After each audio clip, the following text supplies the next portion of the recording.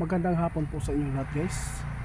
Sana po napanood po ninyo ang video ni Ramil tungkol po sa pangyayari noong COVID-19.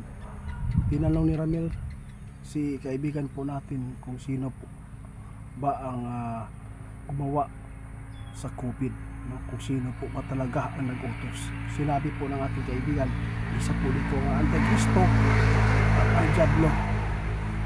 Sinubukan ang lahat.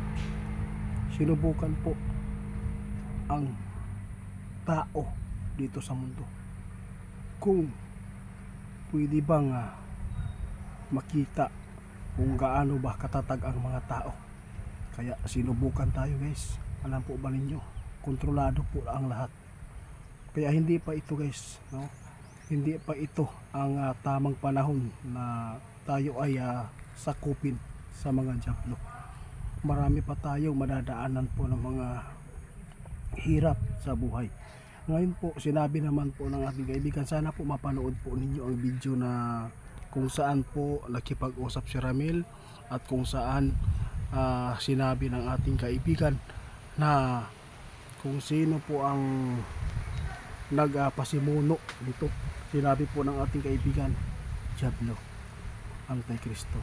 Sinubukan po nila itong i-manipulate ang buong daigdig sa COVID-19 noong tayo ay tinamaan. Alam po niyo, guys, lahat nagpanik, lahat napailalim tayo sa COVID dahil po ay napaka laking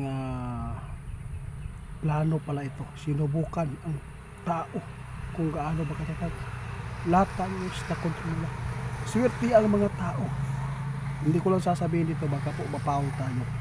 Sana po, guys, sa susunod kung ano man po ang mangyayari, dapat po tayo ay mag-ingat, magdasal. Wala tayong magagawa kung wala po ang Panginoong Diyos, no?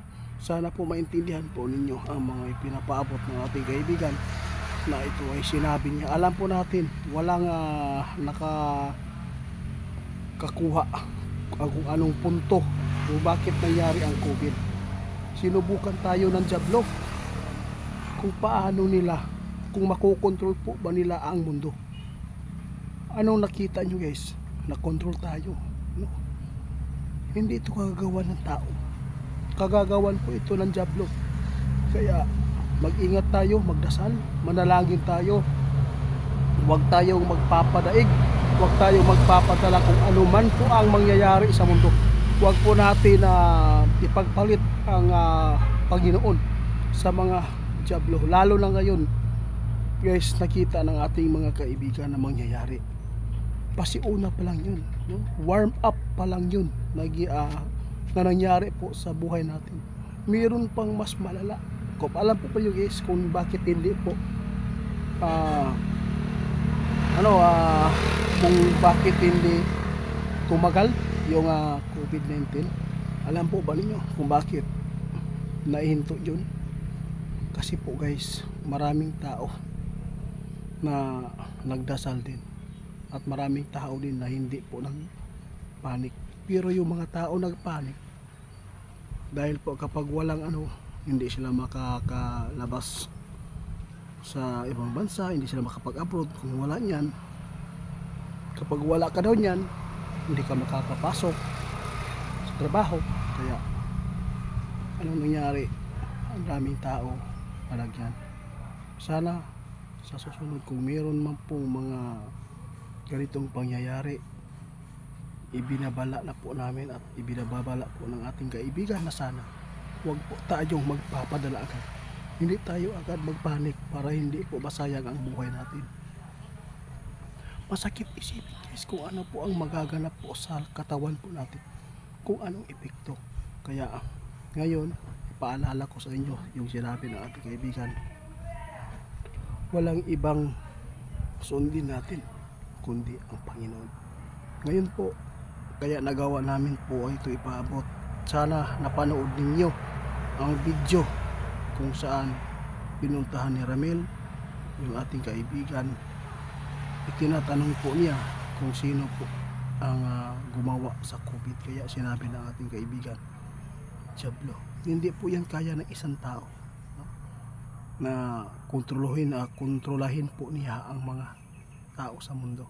Sinubukan lang po nila kung gaano ba katatag. Alam po pa ninyo, napakaraming mga tao na nahihila ng Diablo, madaling na dala. Kaya wala tayong magagawa guys kung ganito po ang nagaganap. Pero babala ng ating kaibigan sa susunod. Kung meron man, huwag po kayo agad magpanik. Hintayin lang po ninyo kung ano man ang mga gumugulong ng mga plano ng mga Diablo. Huwag tayo agad magpapadala. Lagi lang tayong manawag sa Panginoon. Iyon lang po ang aming maipaabot. Sana wala nang mabibiktima pa sa mga tulad po noong COVID-19. Ang Diablo ang simuno. Kaya hanggang dito na lang muna.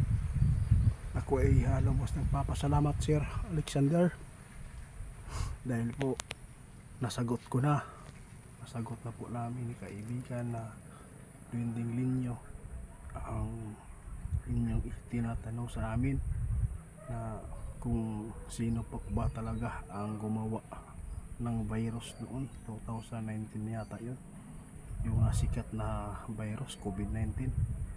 Sinabi po ng ating kaibigan ay Diablo. Sinubukan tayo na kung paano, kung madala ba yun ang tao, kung makontrol ba yun sa demonyo. Nakontrol yun guys. Abangan pa ninyo guys ang magaganap. Mayroon pang kasunod nito na mas malala. Iwan ko lang kung makakalabas po ba tayo sa bahay, kung makakabili pa ba tayo. Kaya huwag lang tayo magpanik. Salamat po sa inyo.